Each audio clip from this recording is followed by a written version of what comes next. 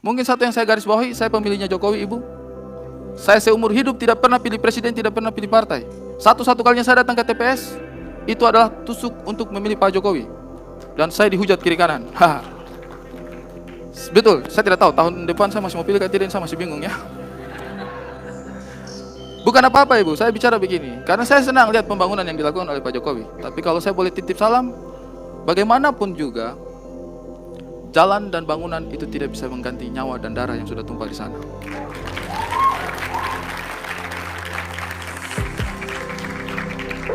Saya ingat September tahun 2016, salah seorang perwakilan kita di Majelis Internasional Sidang PBB, diplomat, diserang oleh beberapa negara yang mengingatkan kita bahwa di Papua itu ada kasus pelanggaran HAM dan menuntut kita untuk bisa mengusut kasus tersebut. Kemudian diplomat cantik, ya, karena bukan orang Papua jadi bilang cantik jadi. Diplomat cantik ini dengan gagah perkasa mengatakan bahwa tidak ada kasus kekerasan di Papua. Tidak ada kasus pelanggaran HAM di Indonesia. Indonesia adalah negara yang sangat menjunjung tinggi hak asasi manusia. Dan kemudian majalah-majalah kita, koran-koran kita membuat headline besar-besaran di mana-mana. Diplomat cantik dari Indonesia berhasil membungkam Mahkamah Internasional.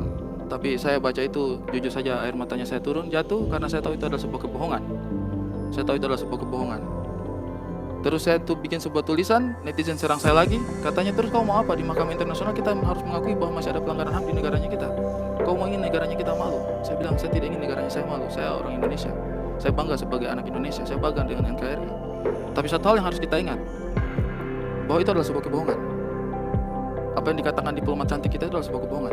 Kenyataannya kita semua tahu bahwa banyak kasus pelanggaran HAM yang belum selesai di Indonesia, utamanya di tanah Papua. Karena itu, mudah-mudahan setelah hari ini kita berhenti dengan semua kebohongan itu. Mari kita peluk Papua, kita rangkul dengan kejujuran dan hati yang mulia. Terima kasih banyak, saya Arik Riting. Assalamualaikum warahmatullahi wabarakatuh. Dan darah bangsa Palestina itu sudah tidak terhitung lagi. Bapak DPR yang terhormat, saya juga mau berpendapat dong. Jangan mentang-mentang Bapak itu DPR, saya nggak boleh berpendapat. Oh tidak, saya juga punya hak dong. Bapak mengatakan bahwa konstitusi negara kita melarang Israel datang ke Indonesia. Oke, sebagai warga negara Indonesia, saya menghormati konstitusi negara. Tapi saya mau tanya, apakah konstitusi negara kita ini fungsinya sudah dijalankan dengan baik? Apakah konstitusi negara kita ini aturan-aturannya sudah ditegakkan dengan baik?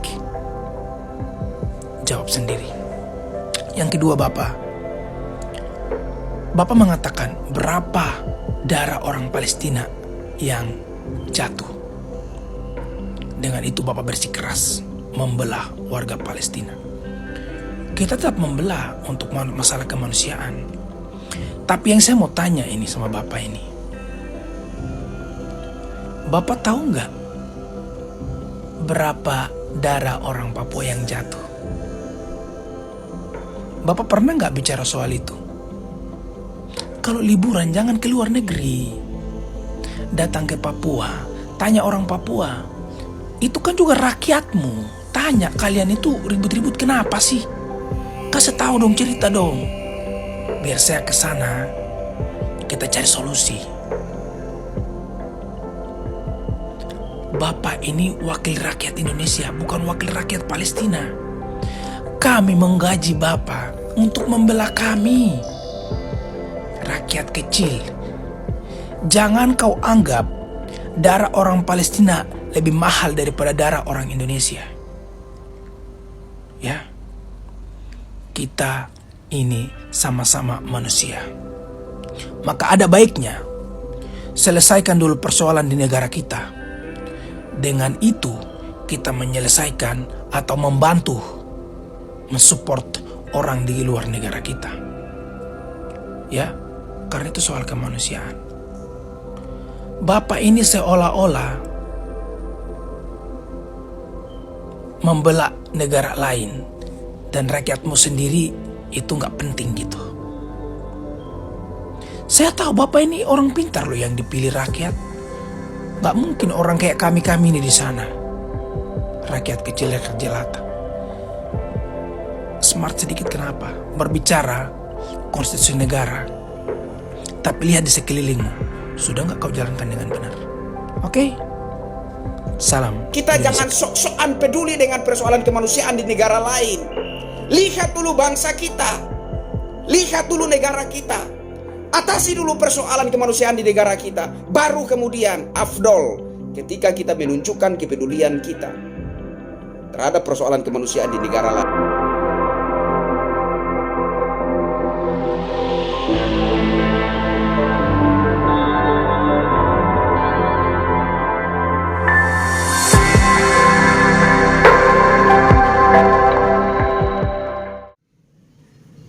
Halo Indonesia, saya Krisyanto Yen Oni, salam NKRI. Video kali ini saya tujukan buat orang-orang dan pihak-pihak yang belakangan ramai berbicara tentang Palestina atas nama kemanusiaan. It's okay, saya pikir itu adalah hak berpendapat ya. Itu adalah hak berpendapat. Saya hargai semua pendapat, semua yang berbicara tentang Palestina,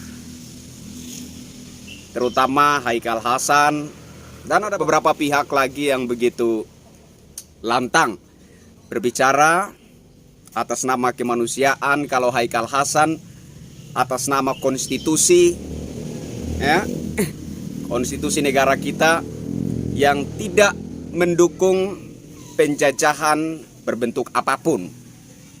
Luar biasa sekali. Kita bisa bicara atas nama kemanusiaan, kita bisa bicara atas nama konstitusi negara, membela Palestina. Saya katakan ini luar biasa sekali. Kenapa luar biasa?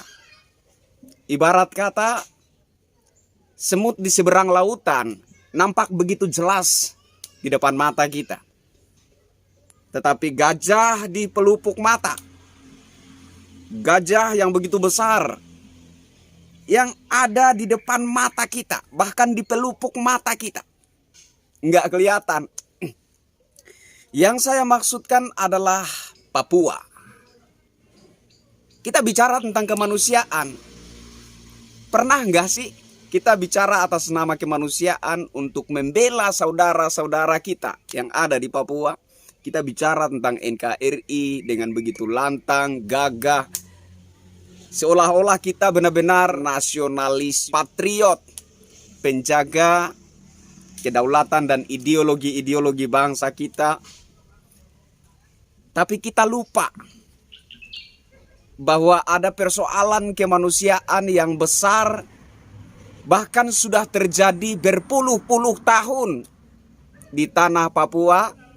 Seakan-akan itu tidak ada sama sekali. Ini miris sekali menurut saya. Bahkan para senior pegiat sosial media, para aktivis yang rajin sekali berbicara tentang NKRI, yang rajin sekali berbicara tentang kemanusiaan, yang rajin sekali bicara tentang kedaulatan, ideologi-ideologi bangsa kita, nyaris tidak pernah saya lihat, nyaris tidak pernah saya dengar berbicara tentang pelanggaran hak asasi manusia yang terjadi di Papua. Saya marah ketika ada anggota TNI tertembak tewas di Papua. Saya marah ketika ada anggota Polri tertembak tewas di Papua. Tetapi apakah kita sudah benar-benar tahu kejadian dan situasi yang sebenarnya di tanah Papua? Saya pikir ini persoalan yang nampaknya sederhana dan tidak begitu penting bagi kita.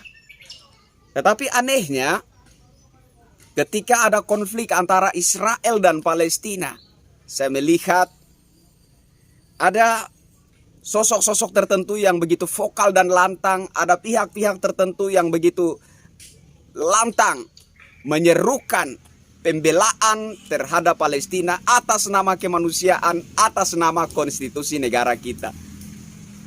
Luar biasa lucunya menurut saya, luar biasa konyolnya, luar biasa munafiknya. Munafik sekali menurut saya.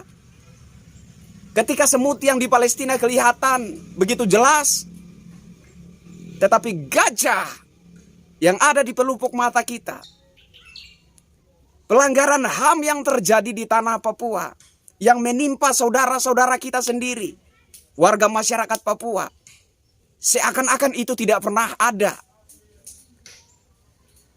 Sehingga saya katakan ini luar biasa lucu, luar biasa munafik.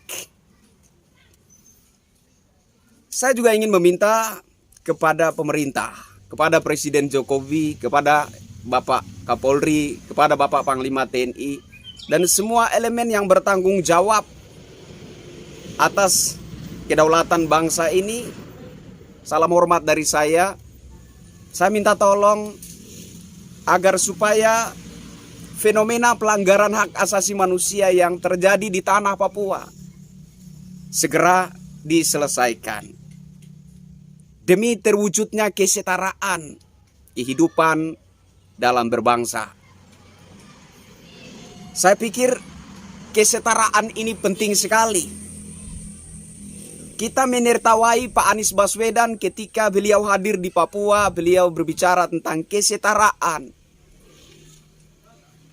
Mungkin kita berpandangan bahwa Pak Anies Baswedan sedang melakukan safari politik, sehingga apapun narasinya, apapun sikapnya tidak luput dari kepentingan politik. Yes, kalau kita tidak mau seseorang itu berbicara dan bersikap dengan ada muatan kepentingan politiknya, wes kenapa kita tidak mau lebih dahulu berbicara dengan tulus ikhlas dari hati nurani kita?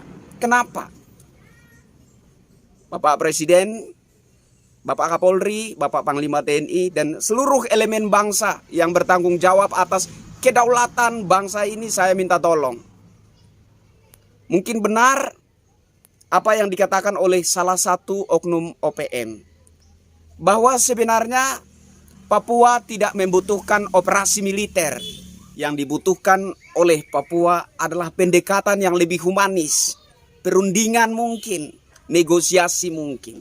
Bagaimana supaya orang-orang Papua mendapatkan hak-hak mereka dan menjadi setara dengan masyarakat Indonesia yang lainnya. Saya pikir itu yang sangat dibutuhkan oleh warga masyarakat Papua. Sehingga saya berharap ini menjadi perhatian dan atensi pemerintah dan juga TNI Polri. Dan buat saudara-saudaraku yang begitu peduli dengan Palestina, saya mohon, lihatlah juga ketika ada wanita-wanita Muslim Indonesia yang disekap dan disiksa oleh orang-orang Palestina. Lihat juga ketika orang-orang Palestina menipu seluruh umat Muslim di dunia bahwa ada penyerangan dari tentara Israel sampai masuk ke masjid. Ternyata mereka masuk ke masjid mengacau balaukan suasana dengan menembakkan petasan. Lihat juga itu, perhatikan juga itu. Agar supaya kita tidak dibodoh-bodohi, agar supaya kita tidak terpancing membabi buta dan kemudian berteriak-teriak atas nama HAM, atas nama kemanusiaan, atas nama konstitusi dan lain sebagainya. Lihat juga ketika ada aktivis Palestina yang menyanggah berita bahwa ada sumbangan dari Indonesia kepada warga Palestina. Lihat juga itu. Dan sadarlah bahwa betapa kita telah munafik dalam memberi perhatian khusus kepada Palestina.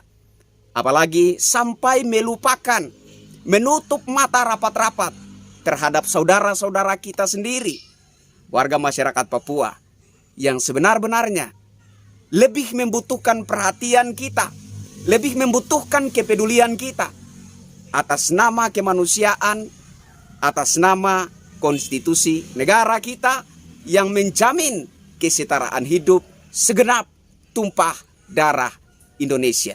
Agar supaya warga masyarakat Papua juga bisa lunak hatinya, bisa terbuka hatinya untuk mencintai bangsa dan negara Indonesia, dan tidak terus-terusan sakit hati dan minta merdeka lepas dari Indonesia. Saya kira hanya itu yang ingin saya sampaikan kali ini. Saya Kristianto Yen Oni, semoga ini sekali lagi menjadi perhatian dan atensi pemerintah dan juga TNI Polri. Salam NKRI.